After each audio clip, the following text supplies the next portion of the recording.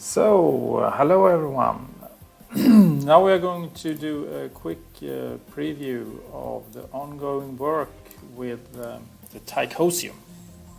So what is the Tychosium then? Well, it's a simulation or planetarium showing a new, very interesting solar system model / theory made by a guy in Rome called a gentleman who goes by the name of Simon Scheck. And he's not only a very talented researcher, or I would call him a real scientist actually, but he is also a very talented musician, and you're hearing his music in the background, and it's from his new album, or he has a band called the Social Service, and this is his music you hear in the background. Well, anyway, so the Tychosium and the Tychos, because the Tychosium shows the Tychos model. And what is the Tychos model? It's, as I said, a new model of the solar system that Simon has developed during 5 years. And the way it's gone about that, and the way you do things in science, is that you look at something current that may have problems, and you look at I mean, you can't actually prove anything in science. You can only disprove things with the scientific method. And that's what Simon has done. He has looked at the Copernican model, and he disproves it. It's no doubt about it. It doesn't work. And because of that, he has looked at the data and figured out, has a suggestion how things can work. And now it's up to the scientific community to disprove this general configuration.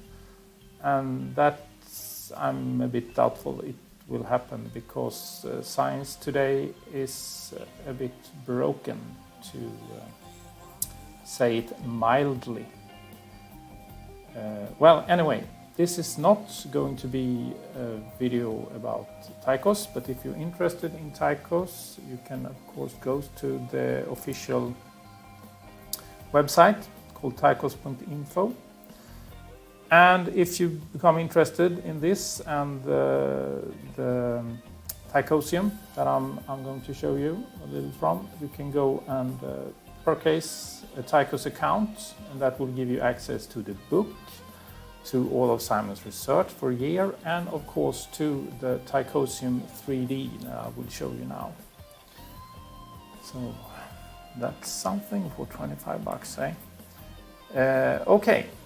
So here we have the Tychosium, and what you see here is of course the Earth in the middle in its PVP orbit, that it takes our slow moving Earth 25,000 years to complete. And then we have the Sun, we have Mercury, we have Venus, and we have Mars, and Mars is actually the Sun's binary companion. So Mars moves not like Venus and Mercury that are having steady orbits around the Sun, and they are actually the moons of the Sun in the Tychos model. And that is supported by the fact that they don't have moons themselves, and all planets have moons except Venus and Mercury. So I think it makes sense they are actually not planets. So the way to move around and look at things in the Tychosium is to use your mouse, and you can turn and angle everything very intuitively, and you can zoom in and out with the scroll wheel. And if you double click, you will always get to the default camera position. And if you want to look at things from overhead, you can, under camera here, you can click at overhead, and then you will see things in a northern configuration. We have the northern pole of the Earth here. So anyway, let's go and look at the interface. we have run. And when we click run, we will see the simulation start moving, and you will see the Earth spinning very quickly, because in the speed setting we have said that 1 second equals 1 week. But if we say that it equals an hour instead, it would go much slower. So we can change this. And then we have the speed multiplier that we can fine tune. So now we have 1 second equals 2 days, of course. And so. And here we have step buttons, and that means we can step everything forward and backward if you like. And if we change the speed setting, the stepping will be quicker. And if we pause, of course, then we will step without having the simulation running at the same time. And then we have a reset button, and that will set back everything to the default configuration. That is the date year 2000. The 21st of June is when this model is calibrated on. And in these windows I can of course enter another date, and if I want to move 10,000 years forward, I can do that. And what you see now is that the Earth has progressed in its orbit. But what's very interesting here is that this might be a... No, is it a bug? No, I don't think so. Yeah, but you can see here that the Earth has moved in its orbit now.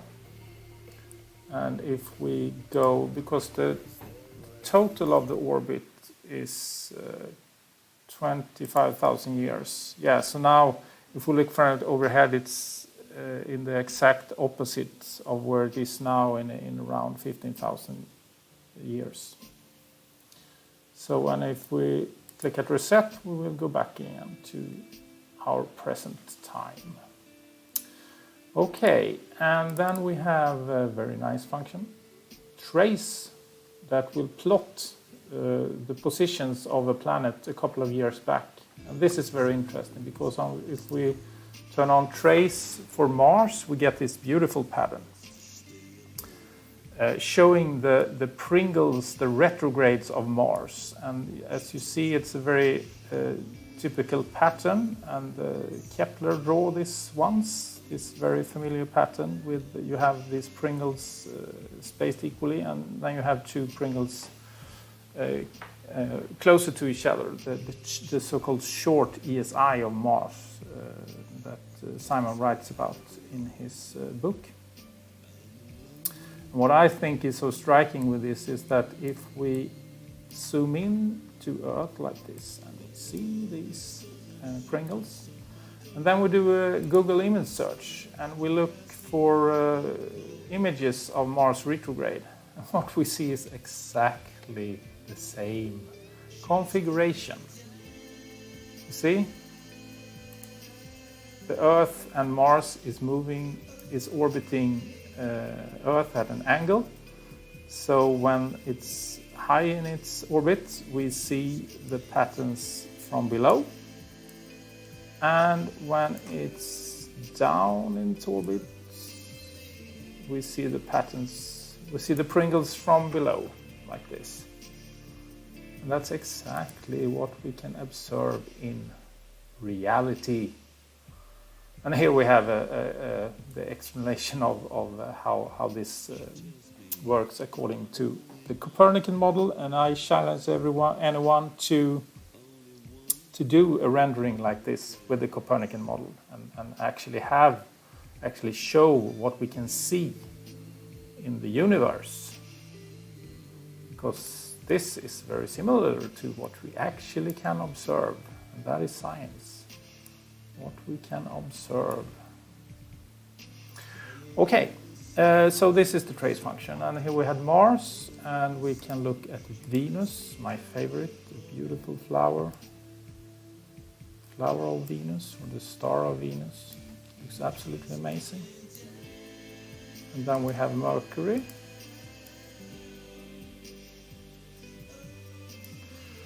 Yes, let's continue in the interface, and here we have a menu that is folded, that we can fold up, and it shows the planets, and we can remove planets if we like. So now we are seeing only Mercury dancing. We can bring in Venus and Mars and the Sun and the Moon, only the Moon. And then here comes Earth. So let's continue. Here we have camera, and that was the overhead function that I showed you before. Here we have a function where you can set the position if you like. So I think this is a nice position. Then I click on set position, and if I somewhere else, I click on get position, and I return to that. And here we have how fast it transitions. So if I, for example, change this to 5,000, then it will move very slowly when it changes views.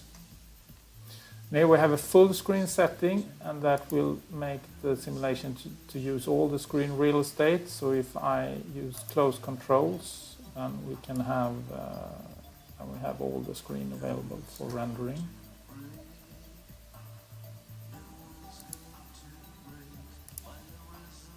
So now we have space for the menu. So, and then we have this menu that's normally closed, the settings menu, and this is for mostly for development purpose. Here we can see all the speeds and settings for trace and etc. etc. So that's not really something that's interesting if you only want to use the simulator for viewing purposes. Okay, I hope you enjoyed this video and are just as excited about the Tychos as I am, because this is interesting, real science. Take care everyone, bye bye.